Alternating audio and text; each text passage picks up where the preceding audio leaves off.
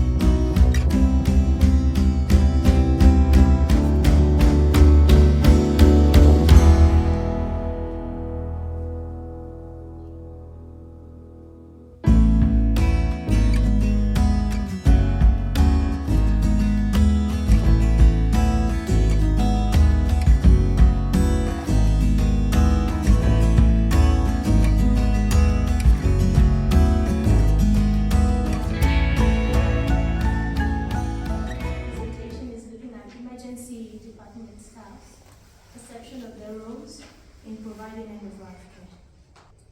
And I'm just going to start with a prologue, and I think this prologue really captures the essence of some of the aspects of this presentation.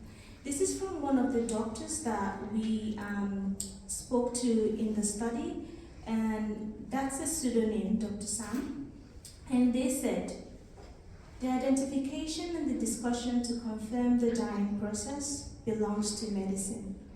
But I think the nursing staff own all of the caring, all of the emotional support, all the actual caring.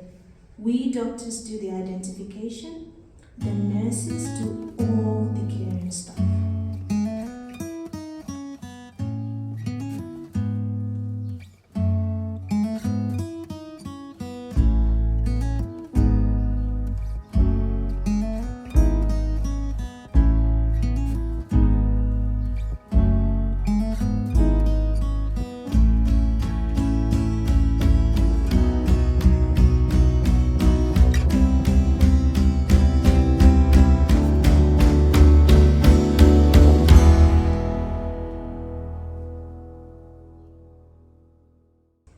So, in conclusion, what are some of the implications that we need to think about? I think it's important that we have the knowledge and we're aware of the assumptions that we have in regards to the differences and the expectations that we place on each other's role.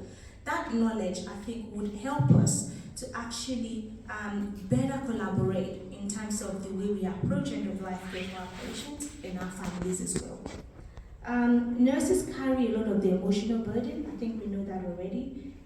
It's important that we have access to the support and debriefing, bereavement support for us as well.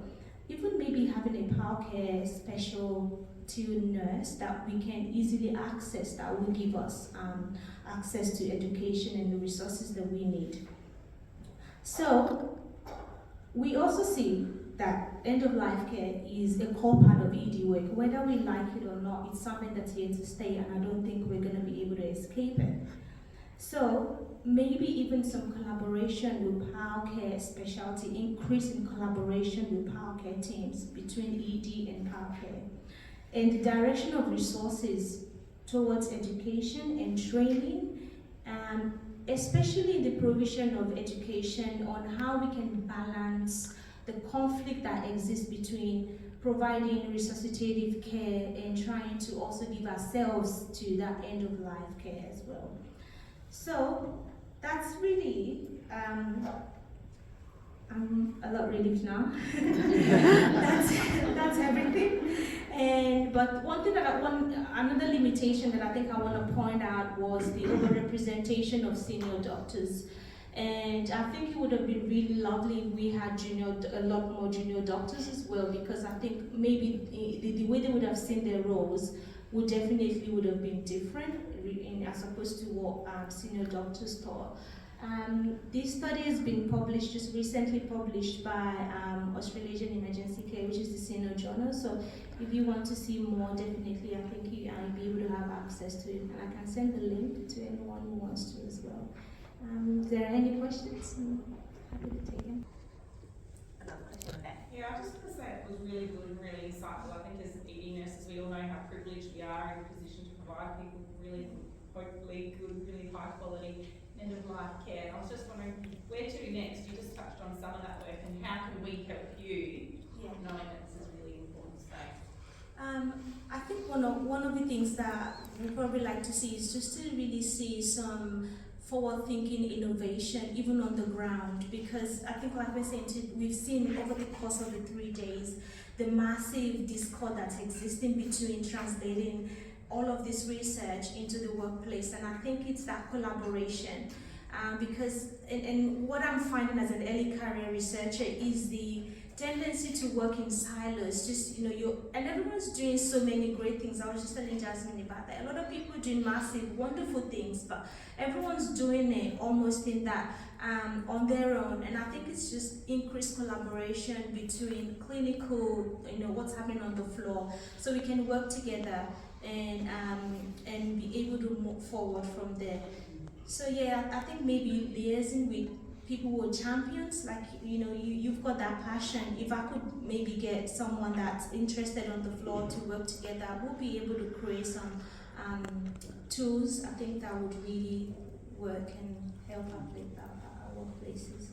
Thank you, Jessica. In our emergency department, we've got pre-COVID, we had about to reinstate it, patient family support, which That's awesome. is passing.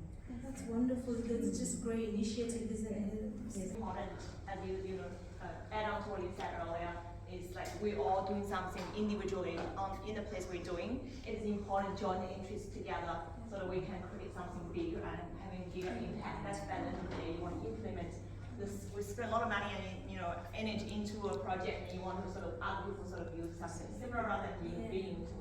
So I think that's really important why we sort of come into the conferences here. Thank you so much for all your attention, and then we're going to have actually afternoon tea shortly if you want to go back there, and then there's one more session.